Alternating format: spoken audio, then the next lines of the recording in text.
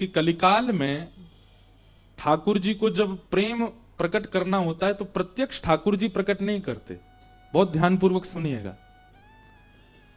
ठाकुर जी यदि आपसे प्रेम करते हैं तो वो प्रत्यक्ष ठाकुर जी नहीं बोलेंगे, राधा रमन जी बोलेंगे नहीं, तुम मुझे बहुत अच्छा लगे, ऐसा नहीं बोलेंगे।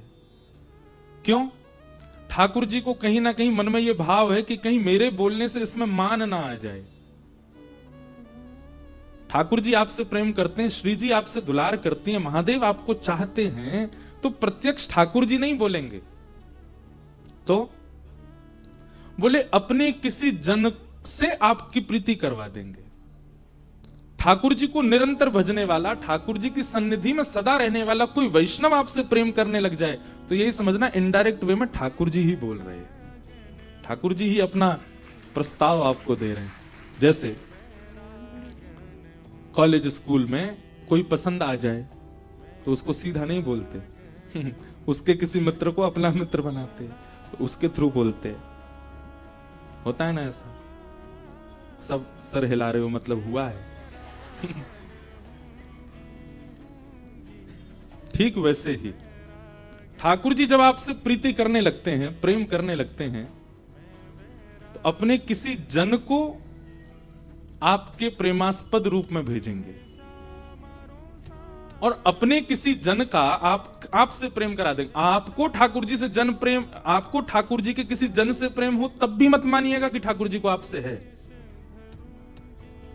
संतों से तो सबको प्रेम होता है, पर संतों को किसी से प्रेम हो जाए ये बड़ी बात है। वैष्णवों तो वो तो सबको प्रिय होते हैं,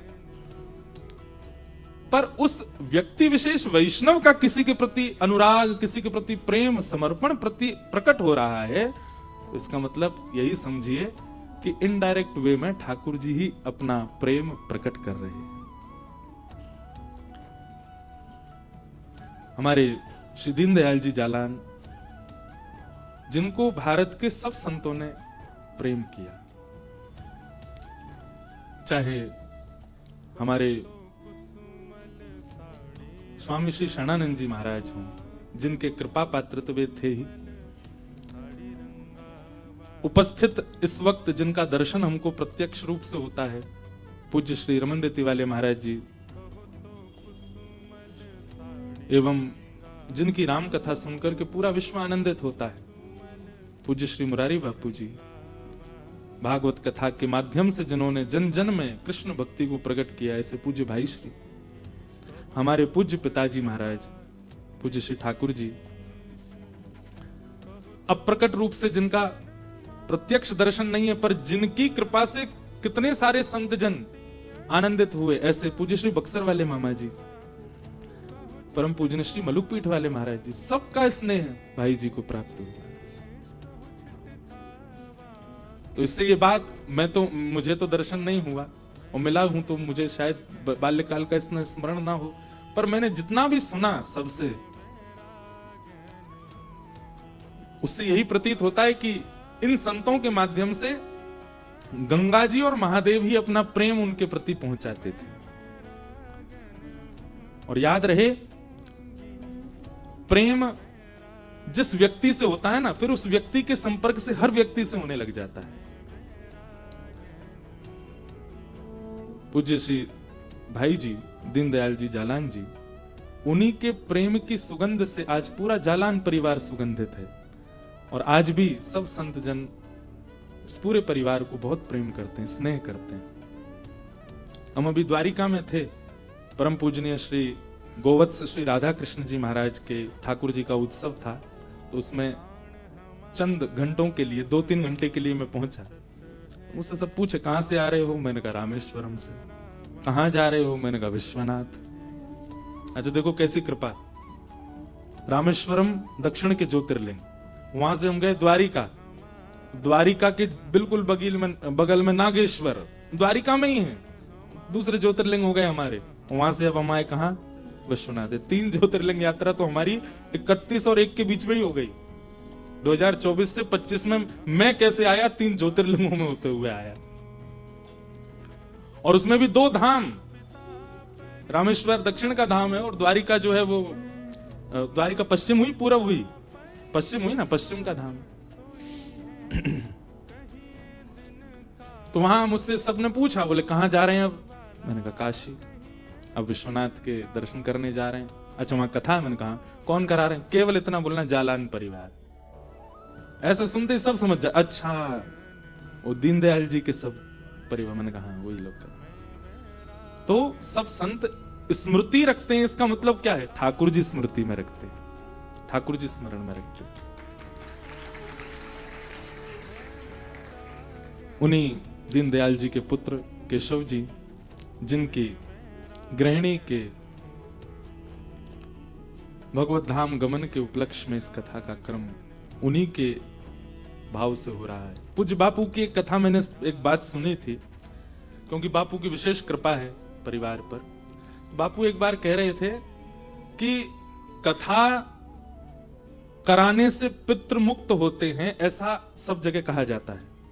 परंतु बापू ने एक बात कही, बोले हमें ऐसा लगता है कि पितृ जब मुक्त हो ही जाते हैं, पितृ मुक्त हो गए, भगवत धाम चले गए, तभी उस परिवार के चित्त में कथा कराने की प्रेरणा प्रकट होती है। बोले कथा कराने के बाद पितृ मुक्त हो, ये बात तो सब कहते हैं, पर बापू ने ऐसा कहा कि पितृ मुक्त हो जाते हैं, तब वह पितृ ही ठाकुर जी से निवेदन करते हैं कि मेरे परिवार को ऐसी सद्बुद्धि दो कि वे कथा के प्रति उनका भाव बने। बहुत ऊंची बात। तो उन्हीं के भाव से ये कथा उन्हीं की स्मृति में उन्हीं को सुनाई, उनको तो नहीं, उनके परिवार को सुनाई जा रही है। उनके पूरे, वो तो भगवत धाम में आनंदित हो ही रही हैं। एवं उनके पुत्र अभिषेक जी और हमारे प्रिय श्री किशन जी, उनके पुत्र भगीरथ जी, सब पूरा जालान परिवार ये माध्यम बने हैं इस कथा के विश्वनाथ जी तक पहुंचाने के और आप सब तक पहुंचाने के। इसलिए सौभाग्य की बात है कि इस वर्ष का ऐसा मंगल प्रारंभ हो रहा है, यह आनंद की बात है। काशी को विशेष रूप से मुक्ति प्रदायिनी कहा जाता है। अब इसके पीछे बहुत बातें, तीन कारण इतने विशिष्ट हैं कि काशी में मुक्ति मिलेगी ही मिलेगी। सबसे पहला मुक्ति कारण का क्या है काशी में? गंगा। जिनके दर्शन के लिए कहा जाता है तब दर्शनात् मुक्ति, जिनके दर्शन से मुक्ति। बहुत ध्यानपूर्वक सुनिएगा, 3 बातें विशेष हैं काशी के प्रति, जिस कारण से यहां मुक्ति निश्चित है। सबसे पहला गंगा, क्योंकि गंगा तट है, जिनके दर्शन से मुक्ति हो जाती है।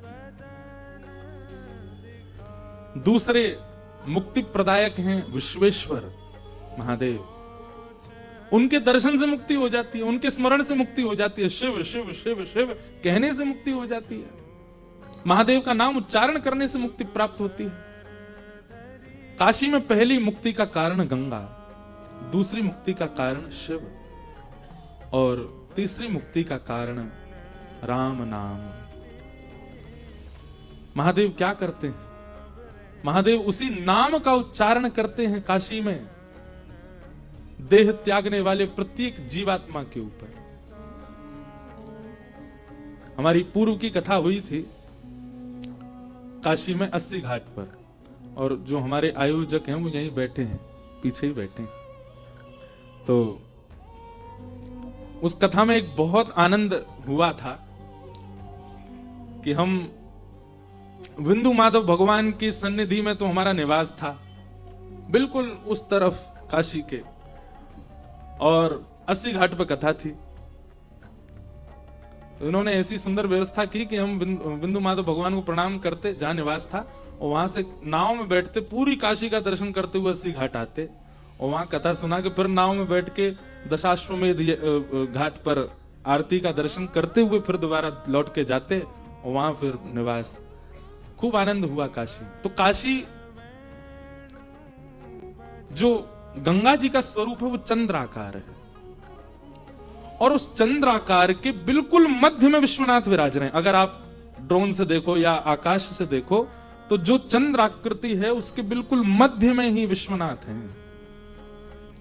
तो एक तरफ तो चंद्राकार कहा गया, दूसरी तरफ कहा गया कि काशी में जो गंगा जी हैं ये चंद्राकृति इनकी क्यों है? बोले महादेव का धनुष है, धनुष की आकृति भी इसी प्रकार होती है, और मध्य में तीर रखा जाता है। तो काशी के बिल्कुल मध्य में विश्वनाथ, विश्वनाथ कह दें तो अपने आप हो जाएगा मणिकर्णिका, मध्य में। और वहां पर जब देहधारी प्राण त्याग करके जाते हैं तो श्री महादेव काशी रूपी धनुष के मध्य में राम नाम रूपी तीर पर हम जीवात्माओं को बैठा करके सीधा मुक्ति प्रदान करते हैं, इसलिए काशी मुक्ति प्रदायिनी। तो पहला गंगा, दूसरे महादेव और तीसरा राम नाम, जो एक संपूर्ण सामर्थ्य मुक्ति की रखते हैं, वो तीनों यहां पर विद्यमान है। महादेव विश्वनाथ मंदिर में केवल मंगला में विराजते हैं। सुबह सुबह की जो आरती होती है उस समय महादेव वहां होते हैं, बाकी मंगला आरती करते ही ठाकुर जी सीधे मणिकर्णिका चले जाते हैं, महादेव फिर वहीं होते हैं। वहां जितने भी लोग आए होते हैं भगवत धाम के लिए, सबको राम तारक मंत्र सुनाते हैं। और एक विशेष बात, आप सब तो काशी को सब जानते हो, पर हमारी कथा और भी बेचारे लोग सुनने होंगे, उनको बता रहे हैं हम। और कोई ऐसे भले लोग भी हैं जो नहीं जानते हों, वो भी सुन लो। पूरे विश्व में शमशान है, परंतु काशी में महाशमशान। क्यों? कारण तो वही बन रहा है, कार्य तो वही हो रहा है जो पूरे विश्व में शमशानों में हो रहा है, वही यहां हो रहा है। तो यहां का महाशमशान क्यों है? विश्व के किसी भी शमशान में केवल देह का दहन होता है, आत्मा को तो कटघरे में खड़ा किया जाता है कि अब तुम्हारे पुण्य और पापों से तुमको दूसरा शरीर मिलेगा, दूसरी योनि मिलेगी और पुनर्जन्म होने की संभावना निश्चित होती है। बहुत ध्यानपूर्वक सुनिएगा। और जितने लोग आ रहे हैं उनको कह दो ऐसे बैठ जाओ, हाँ कल कुछ व्यवस्था और देख लेंगे कि सब बैठ जाओ सब लोग। और जो व्यवस्था प्रमुख है वो बाहर से अब सबको कह दें कि या तो वहीं बैठ जाएं। कथा से किसी को भेजना भी नहीं चाहिए, ये भी नियम है। अच्छा, पहले तो एक बात बताएं, पहले ये कथा सार्वजनिक नहीं थी, पहले तो हमने जबरदस्ती सार्वजनिक करवा दी। हमने कहा, मैंने कि नहीं सब सुने, आनंद हो। तो सब लोग विराज जाओ। तो महाशमशान क्यों है? सब लोग इधर देखो, यहां देखो, कथा सुनो। अभी हमको आ रही हैं बातें, कहीं भूल गए तो फिर दिक्कत होगी। तो पूरे विश्व में शमशान है, पर यहां महाशमशान, क्योंकि विश्व के शमशान में देह का दहन होता है, देह का चिता पर रख करके संस्कार होता है अंतिम। अन्य शमशानों में देह जल जाता है, परंतु आत्मा, जिसके लिए गीता कहती है नैनम छिंदन्ति शस्त्राणि नैनम दहति पावक, वो अग्नि से जलती नहीं। तो उस आत्मा को क्या किया जाता है? उसको फिर कटघरे में खड़ा किया जाता है और उसके कर्मानुसार फिर या तो 84 लाख योनियां या फिर पुनर्मानव जन्म कर्मानुसार उसको फिर मिलता है। आत्मा भगवत धाम जाती है, ये कंफर्म नहीं है बाकी के शमशानों में, परंतु काशी के लिए ये बात प्रसिद्ध है कि एकमात्र काशी का शमशान महाशमशान इसलिए है क्योंकि यहां पर मुक्ति केवल शरीर की नहीं, आत्मा की भी होती है। आत्मा का भी सारे कंटक उसके काट दिए जाते हैं और उसको सीधे भगवत धाम, इसीलिए ये महाशमशान है। स्वरूप अनेक हैं ठाकुर जी के। अब महादेव ही ज्योतिर्लिंग 12 हैं भारत में। स्वरूप भले ही उनके अलग होंगे, पर रूप 3 ही हैं, सत्य, चैतन्य और आनंद। भगवान श्री कृष्ण के अनेक देवालय हैं पूरे भारत में, विदेशों में भी लोगों ने मंदिर बनाए हैं। स्वरूप सब जगह भिन्न हो सकते हैं, पर उन भिन्न स्वरूपों के रूप 3 ही हैं, सत्य, चैतन्य और आनंद। कहां तक कहें, महादेव का जो रूप है वही श्री कृष्ण का रूप भी है। अगर इन 3 रूपों में देखें, सत्य, चैतन्य, आनंद, तो ये महादेव भी हैं, ये कृष्ण भी हैं, ये राम में भी हैं और ये हमारे हनुमान जी में भी हैं। सब में सच्चिदानंद रूपाय, सत्य, चैतन्य और आनंद। सबसे पहला सत्य, ठाकुर जी सत्य हैं। मैं एक बात कथा में कहा करता हूं कि जिनके सन्मुख जाने से सत्य छुप ना पावे, सत्य अपने आप को रोक ना पाए, वो प्रकट होने पर मजबूर हो जाए। समझ जाना, या तो वो कृष्ण है, या कृष्ण का कोई जन है, या तो ठाकुर जी का कोई जन है। किसी के सन्मुख यदि असत्य बोलने में आप 3 बार सोच रहे हैं, असत्य बोलने से पहले आपकी जीभ लड़खड़ा रही है, असत्य बोलने से पहले आपके मन में घबराहट जैसी हो रही है, तो समझ जाना वो व्यक्ति सामान्य नहीं है, उसमें कुछ भगवत तत्व विद्यमान है। इसीलिए असत्य बोलने में इतना सोचना पड़ रहा है। नहीं तो हम कलयुगी जीव हैं, असत्य तो हमारी जीभ पे बैठा ही रहता है, आसन ही उसका हमारी जीभ है। परंतु किसी के सन्मुख, चाहे वो माता जी हो, चाहे पिता हो, चाहे पत्नी हो, चाहे पति हो, चाहे रिश्तेदार हो, चाहे कोई नया व्यक्ति हो, जिसके सामने असत्य बोलने में संकोच हो रहा है, निश्चित है कि उसका भजन प्रबल है, उससे ठाकुर जी प्रसन्न है। इसीलिए आपका उसके सन्मुख असत्य बोलना नहीं हो पा रहा है। ठाकुर जी के सामने सत्य प्रकट हो ही जाता है। आप पूरे विश्व को जो बात छुपा चुके हो, आप ठाकुर जी से नहीं छुपाओगे। लोग अपनी एनिवर्सरी मनाते हैं, 25 वर्ष हो गए, 50 वर्ष हो गए, हमारी एनिवर्सरी को लोग मनाते हैं, इतने वर्षों से पत्नी के साथ हैं, परंतु कितने ऐसे रहस्य होंगे जो अपने पत्नी ने पति को, या पति ने पत्नी को नहीं बताए होंगे, वो भी ठाकुर जी को पता होगा। क्यों? उनके सामने सत्य स्वतः प्रकट हो जाता है। कई लोग मंदिर जाते हैं, ठाकुर जी को देखते ही उनके नेत्रों में आंसू आ जाते हैं, उनके हाथ कांपने लगते हैं, प्रणाम करते ही वे बेसुध हो जाते हैं। क्यों? क्योंकि वो सत्य स्वरूप है। उनके सामने सत्य प्रकट करना नहीं पड़ता, उनके सामने जाते सत्य प्रकट होता है।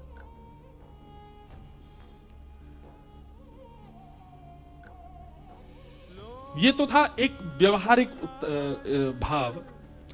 आध्यात्मिक भाव क्या है? नित्य ठाकुर जी के समीप जाने वाला व्यक्ति सत्य से भली भांति परिचित होने लग जाता है। मिथ्या जगत, संसार उसके सामने खुलने लग जाता है। जो नित्य महादेव को देखता हो, जो नित्य ठाकुर जी को देखता हो, और एक बात सुनिएगा, कथा सुनना भी एक प्रकार से ठाकुर जी को देखना ही है। आप कथा सुन रहे हैं, यहां शब्दमय विग्रह ठाकुर जी का प्रकट होता है, और वह शब्दमय विग्रह यहां ठाकुर जी भले स्थूल रूप से ना हो, पर शब्द आपके चित्त में स्थूल ठाकुर जी को प्रकट कर देता है। इसलिए कथा सुनना भी भगवत दर्शन के समान ही है। तो अगर आप नित्य ठाकुर जी को देखते हैं, ये बात मैं कहूं तो कथा सुनने को भी इसमें जोड़िएगा। नित्य ठाकुर जी को देखते हैं, नित्य भगवत संबंधी एक क्रिया आपके जीवन में नित्य यदि होती है, तो यह बात सत्य है कि आप सत्य विदित हो जाओगे। आपको संसार का मिथ्या, संसार की जो झूठी बातें हैं, वो कहीं ना कहीं पता लगने लग जाएंगी। कथा सुनाने वाले प्रवक्ता हो, वक्ता हो, वैष्णव हो, संत हो, साधु हो, वो पूजनीय क्यों होते हैं? वो वंदनीय क्यों होते हैं? क्योंकि वो हमसे ज्यादा सत्य विदित हैं, हमसे ज्यादा सत्य जानते हैं संसार का। लोग बात प्रश्न करते हैं, बापू की भी कथा में पहले वो सब प्रश्नों के उत्तर देते हैं, कई बार प्रश्नों के उत्तर में ही कथा होती है। कभी आपने स्वयं से ये नहीं पूछा सारे प्रश्नों के उत्तर इनके पास क्यों हैं? सारे प्रश्नों के उत्तर महात्माओं के पास क्यों? सारे प्रश्नों के उत्तर कथावक्ता के पास क्यों हैं? कई बार तो ऐसे प्रश्न भी आते हैं जिसका मैंने अपने जीवन में अनुभव ही नहीं किया। अब मैं अविवाहित हूं, मेरा विवाह नहीं हुआ, पर विवाह संबंधी प्रश्न करेंगे तो मैं उसका उत्तर भी दूंगा। मुझे कहां से पता उसका उत्तर? मैंने अनुभव तो नहीं किया, वो मेरे अनुभव का विषय नहीं है। ऐसे ही कई सारे कथावक्ता ऐसे हैं, कई सारे साधु महात्मा संत ऐसे हैं, उन्होंने उस स्थिति का अनुभव नहीं किया जिस स्थिति का प्रश्न उनसे किया गया, तो फिर उनको उत्तर कैसे पता?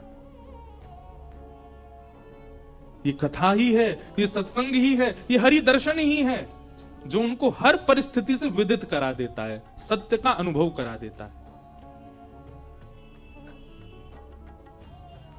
मीराबाई ने गोस्वामी तुलसीदास जी से एक पत्र में वार्ता की। जब मीराबाई के जीवन में बहुत संकट आ गया, संकट तो था ही, हमेशा से ही था, परंतु एक और बात है कि जब व्यक्ति सत्य विदित हो जाता है, उसको संकट अनुभव तो होते हैं पर पीड़ा नहीं होती। बहुत ध्यानपूर्वक सुनिएगा। छोटे बच्चे को अगर आप डॉक्टर के पास लेके जाओ और उसको अगर वो कोई वैक्सीन लगनी हो, बच्चों को लगती है ना, कई बच्चे होते हैं वो उस सुई को देख करके घबराते हैं और अगली बार डॉक्टर के पास जाना हो तो वो डर के मारे जाते ही नहीं, रोते चीखते चिल्लाते हैं। पर एक आयु आने पर, सबके साथ तो नहीं होता पर अधिकतर एक आयु हो जाने पर फिर उसके बाद ब्लड सैंपल भी अगर वो सिरिंज से लेते हैं तो उसको उसकी आंख भी नहीं मिचती, बड़े सहजता से दे देता है। क्यों? वो सत्य विदित हो गया है, इससे मुझे पीड़ा नहीं होने वाली है, ये मेरे शुभ के लिए ही किया जा रहा। भले ही वो चुभ रहा है पर उसको पीड़ा उतनी नहीं होती। ठीक वैसे ही सत्य पहचानने वाला व्यक्ति संसार से मिलने वाले जितने भी संकट होते हैं उनका अनुभव तो करता है, उन संकटों से जूझता तो है, पर परेशान नहीं होता, हताश नहीं होता, टूटता नहीं है। क्यों?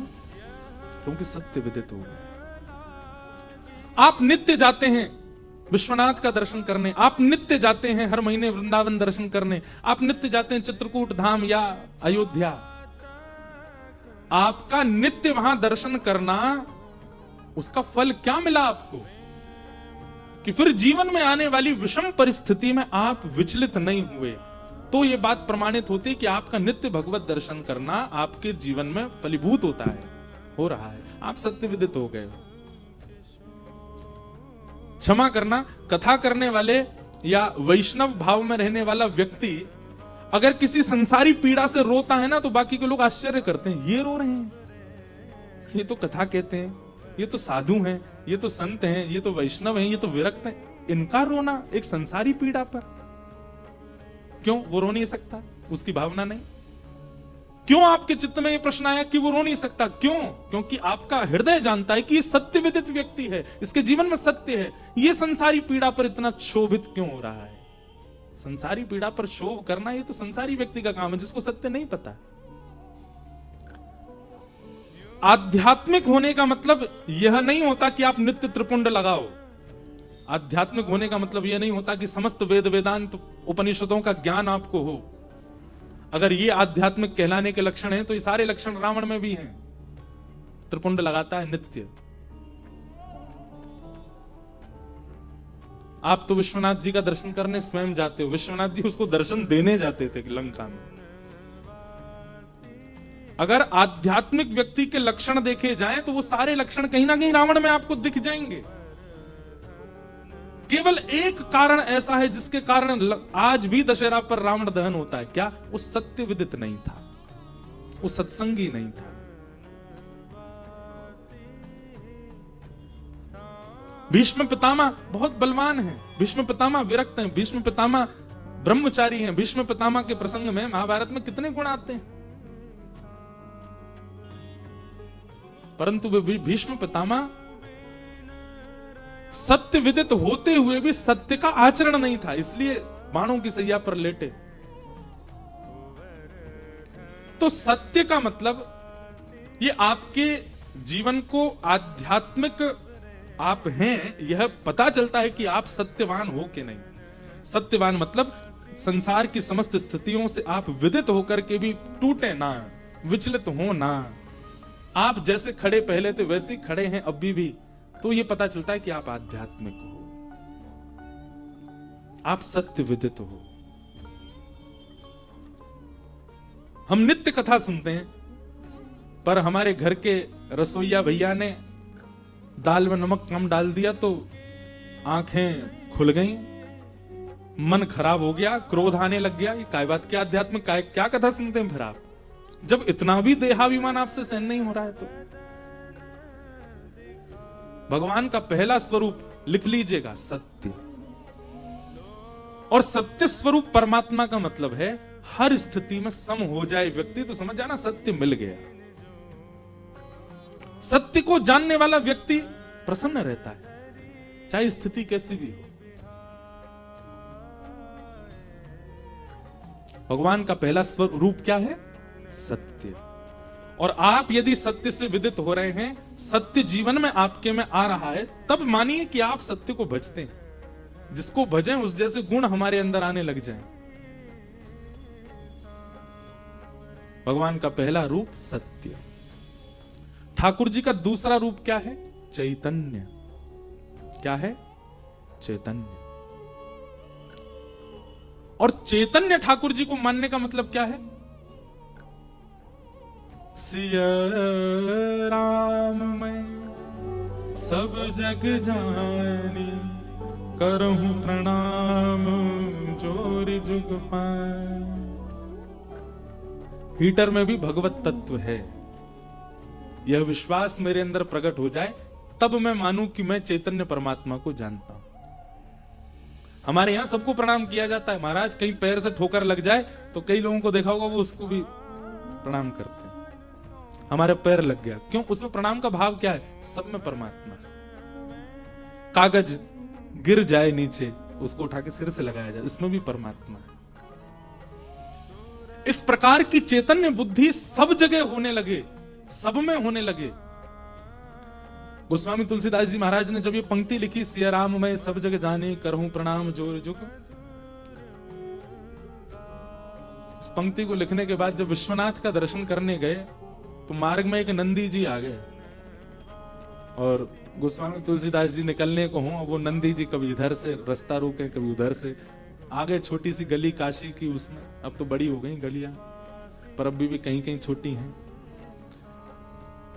तो ऐसा मैंने सुना है किसी संत से। तो फिर गोस्वामी जी ने थोड़ा सा आवाज की, जैसे किसी जीव को हटाने के लिए थोड़ा स्वर निकालते हैं, हट, ऐसे करके कुछ किया, उसको धक्का आदि दिया ताकि मार्ग मिले। तो मार्ग से दर्शन करने गए, दर्शन करके लौट करके आए तो ये पंक्ति अंतर ध्यान हो गई। और जो गोस्वामी जी ने इस भाव को देखा, मैं तो लिख के गया हूं, इतनी सुंदर बात लिखी, सब में सिया राम जी को देख के सबको प्रणाम करो, ये अंतर ध्यान क्यों हुई? तो महादेव ने कहा, बोले आप जो कह रहे हैं उस पर अमल भी तो कीजिए। लिख रहे हैं सिया राम में सब जग जानी, और मार्ग में जब वही सिया राम जी नंदी के रूप में मिले तो उनको आप जो है धक्का दे रहे हो। तब उनके मन में ये भाव प्रकट हुआ, इसका मतलब जो लिखा जा रहा है वो परम सत्य है, इसमें कोई संदेह वाली बात नहीं। एक बात हम आपसे कहें, मैं अगर आप लोगों को किसी कार्य को करने की व्यास मंच से आज्ञा देता हूं और स्वयं यदि वो कार्य नहीं करता तो मिथ्या वाणी बोलने का दोष अपराध मुझको लगेगा। तुम स्वयं तो पालन करते नहीं और पूरी दुनिया को बता रहे हो ऐसा करो ऐसा करो, इसका अपराध मुझको लगेगा, इसका पाप मुझको लगेगा। इसलिए वक्ता को भी बहुत सावधान, यदि वो कोई बात बोले तो पहले स्वयं से पूछे वो स्वयं करता है कि नहीं। और यदि कई बार कथा के फ्लो में कोई ऐसी बात निकल आई जो वो स्वयं नहीं करता तो इसका मतलब व्यास मंच उसको आज्ञा दे रहा है कि सहज ही तुम्हारे मुख से निकला है, आज कथा के बाद इसका पालन करना शुरू करो, नहीं तो वक्ता की वाणी से प्रभाव नहीं हो सकता। ये बात निश्चित है। वक्ता के वक्तव्य से एक व्यक्ति भी परिवर्तित नहीं हो पाएगा यदि वक्ता स्वयं उस स्थिति में नहीं है। तो चैतन्य का मतलब क्या है? सर्वम खलु इदम ब्रह्म। एक प्रकार से सब में आपको दिखने लगे कि इसमें भी राम है, इसमें भी मेरे ठाकुर जी, श्री प्रहलाद जी महाराज। खंबे में भगवान नहीं है पर प्रहलाद का विश्वास है कि खंबायु अग्निम शलिलम महिम च ज्योतिम से सत्वानि दृशो द्रुमादीन सरित समुद्रांश हरे शरीरम यत्किंच भूतम प्रणमेत अनन्यम। सब में परमात्मा। खंभ भेदन हुआ तो प्रकट हो गए श्री नृसिंह भगवान। इसी कलिकाल में महाराष्ट्र की भूमि पर पधारे नामदेव जी महाराज। कौन? नामदेव जी। सब में परमात्मा को देखते हैं। एक बार एक स्थान पर बैठ करके आप भजन कर रहे थे तो किसी ने आकर के आपको टोक दिया, बोले महाराज यहां भजन मत करो। बोले क्यों? यहां पे प्रेत आत्माएं रहती हैं। नामदेव जी बोले अब तो हम बैठ गए, अब तो यहीं करेंगे। जय हरि विठल, श्री हरि विठल, माय बापा विठल, इस प्रकार कीर्तन करने लगे। इतने में एक प्रेत प्रकट हो गया और वो प्रेत कभी हाथी बन जाए, कभी घोड़ा बन जाए, कभी गधा बन जाए, कभी ऊंट बन जाए, कभी मूषक चूहा बन जाए, बार बार रूप बदलने लगा अपने और भयभीत आवाजें निकालने लगा। नामदेव जी महाराज ने जैसे ही उसको देखा तो नामदेव जी बोले संसार के लोग झूठ बोल गए मुझसे कह के गए कि यहाँ कोई प्रेत रहता है। लेकिन भैया इतने रूप बदलने की सामर्थ्य प्रेत में नहीं है, तो परमात्मा में है। और साक्षात परमात्मा मान के प्रेत को ही प्रणाम करने लगे। जय हो भले पधारे मेरे लंबक नाथ। इतने लंबे बन गए ठाकुर जी, बोले इतने रूप बदलने की सामर्थ्य ये किसी प्रेत में नहीं हो सकती, ये तो परमात्मा में है। जैसे ही दंडवत किया, हमारा था तो वो प्रेत ही, लेकिन तुरंत श्री पंडरीनाथ विठल भगवान प्रकट हो गए। और प्रकट होकर बोले, हे नामा, यहां तो प्रेत था, तेने उसमें भी मुझे देखा। नामदेव जी कहते हैं, प्रेत में प्रेतृत्व भी आपसे ही है। प्रेत की क्या औकात कि वो किसी को डरा सके, उसके अंदर भय दिलाने का जो तत्व है वो भी तो आप ही हो। क्या प्रेत में आप निवास नहीं करते? भाई इस संसार में अपनी सत्ता यदि किसी की हो जाए तो फिर परमात्मा कैसे हो सकते हैं? रावण दशानन है, यह भी राम की कृपा है। कंस इतना बड़ा क्रूर है कि उसके कारण पूरी धरती कांपती थी, यह भी कृष्ण की कृपा थी उसके ऊपर। किसी का अपना अस्तित्व नहीं हो सकता। प्रेत में पितृत्व भी आपकी वजह से है ठाकुर जी। यदि आप नहीं होते तो वो कैसे डराता सबको? इसलिए प्रेत का जो पितृत्व है उसको मैं विठ्ठल मान करके वंदन करता हूं। पंडरीनाथ भगवान ने हृदय से लगाया, बोले वाह, ऐसी दृष्टि सबकी हो जाए तो मैं सबको मिल जाऊं। लेकिन सबकी दृष्टि ऐसी नहीं बनती।